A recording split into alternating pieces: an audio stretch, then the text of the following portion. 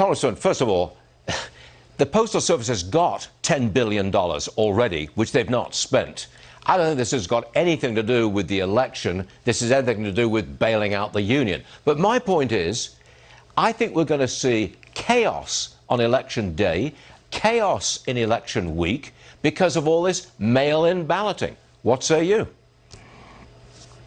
Well, there's chaos in Congress. You know, Pelosi's infamous for saying we should vote on a bill to see what's in it. Today, right now, in this oversight committee, we're having a hearing on a bill that already passed on Saturday. She literally had us vote on a bill before we have the hearing. Now, the conspiracy theories the Democrats have cooked up, the wheels are going to come off that bus today as we expose them, and we'll have the Postmaster General here testifying.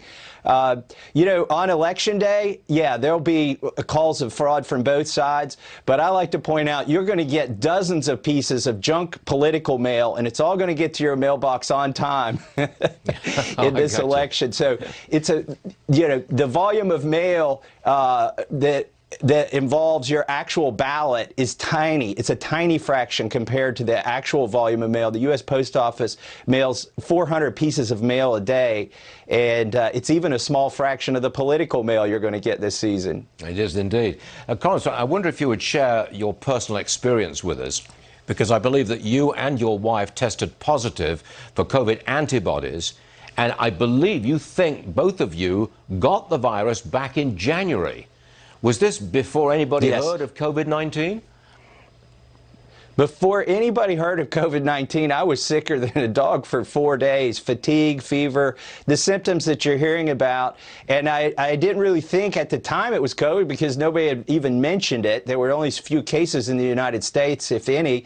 And then I got tested when Louis Gohmert found out that he had COVID. Well, I didn't have the virus, but I had the antibodies. So my wife had gotten sick from me in January, so we got her tested. Turns out she's got the antibodies. So now we're having our daughter tested. We're kind of doing contact tracing 7 months later. But the implications of this, if my hunch is right, are that the virus was here in January and that the antibodies last quite a long time. And does that mean, if you've got the antibodies, does that mean that you can't get it again and you can't pass it along? There are naysayers who say that you can get it again, but there's really no confirmed case that you can get it again. I believe I've got immunity from the virus, and I believe that I'm not contagious or susceptible. As long as my titer is high, my titer level is 3 times the level that you need to donate convalescent plasma, which the president talked about last night. Yep. Now that he's approved that program, I really want to be able to donate my plasma, so I'm looking for a place to do that to help people, not from getting the virus, but people who've already gotten the virus. Most doctors think this is a good, efficacious treatment to take the convalescent plasma for people that have the virus. Congressman, thanks very much for sharing that with us. We do appreciate it, and our very best wishes to you and your wife and your youngster there. We appreciate it. Thank you, sir. See you.